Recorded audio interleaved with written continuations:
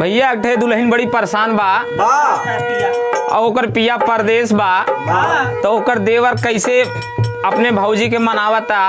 लेकिन भौजी कहती है तुम खाली हमके बहला फुसला के खाली रखले बाटा ससुरारी में।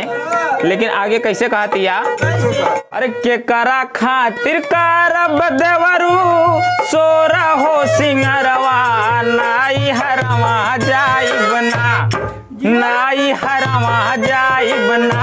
अरे पिया बिन सोहे ना काजरवा नाई हरवा जाइब ना, पिया बिन सोहे ना काजरवा नाई हरवा जाइब ना, या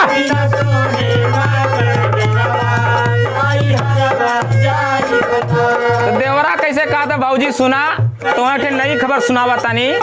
कैसे सुनाओ, कहा था देवर हो न कैले रहुआ न रतिया देखिला नंबरवा नाई हरवा का जइबू, नाई हरवा का जइबू। अरे भैया यही है परसों घरवा नाई हरवा का जइबू, भैया यही है परसों घरवा नाई हरवा का जइबू, भैया यही है परसों घरवा नाई हरवा का जइबू। तब भौजी बड़ा उदास होके कैसे कहा तानी, कैसे कहती है भैया, तानी को न सोचल घर में छोड़ के गहिल कानिया, गहिल कानिया हो छोड़ के जिया राजा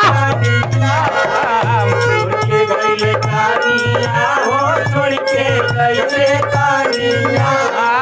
माटी में मिलाए दिहल सोना यस जवानिया, माटी में मिलाए दिहल सोना यस जवानिया, माटी में मिलाए दिहल सोना यस जवानिया। भौजी का दिए देवर सुना, तेल बिन सूखे लागल जो गवनिया चरवा नाई हरवा जाई बना, नाई हरवा जाई बना।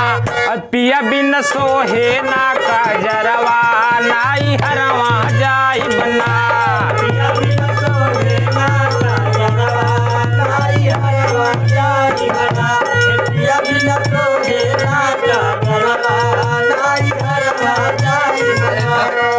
तो देवरा का दे भौजी सुना, तुम्हें हरदम नैहरवा के धुन लगल रहे, लेकिन सुना हम बतावत ही कैसे।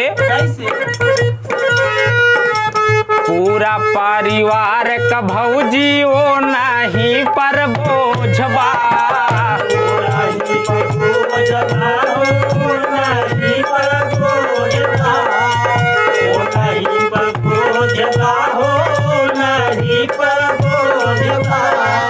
देखते बाड़ू घर के खर्चा 2000 यहाँ बरोजबा,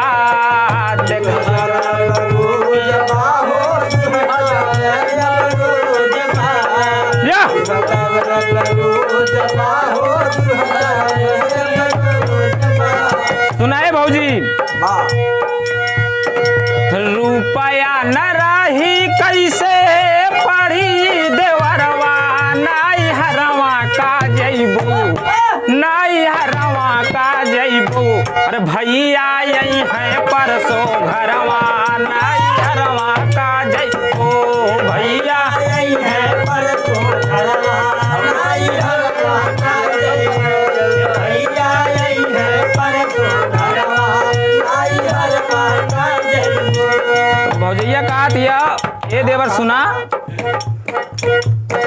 गैल परदेश खाए खेले के उमार में, गैल के उमार खेले के उमार में, खेले के उमार खेले के उमार में। सुख नाही सासुरा में बुझली उनका घर में, सुखी उनका घर में हो बुझली उनका घर में, बुझली उनका घर में हो बुझली उनका घर में। ये देवर सुना, हमारे ऊपर का बीतत हम बतावा तानी। से जिया पे बरसल नाही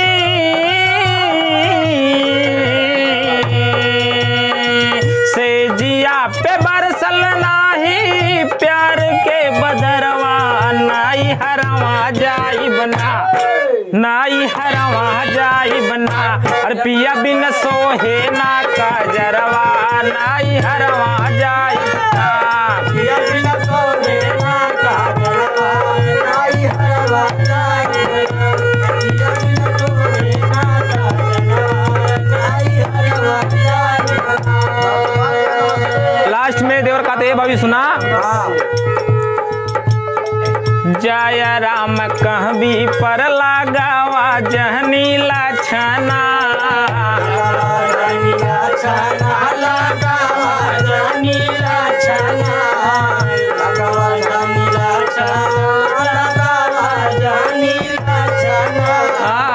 आवत अघाय जयबू जनी है तोहके कहना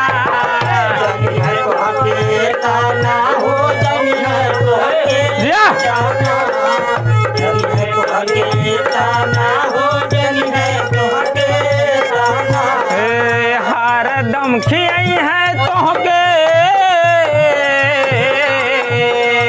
हरदम खियाई है तोहके देसिला कजरवा नाई हरवा का जइबू नाई हरवा का जइबू अरे भैया यही है परसों घरवा नाई हरवा का जइबू भैया यही है परसों घरवा नाई हरवा का जइबू भैया यही है परसों घरवा नाई हरवा का जइबो भैया यही है परसों घरवा नाई हरवा का जइबो।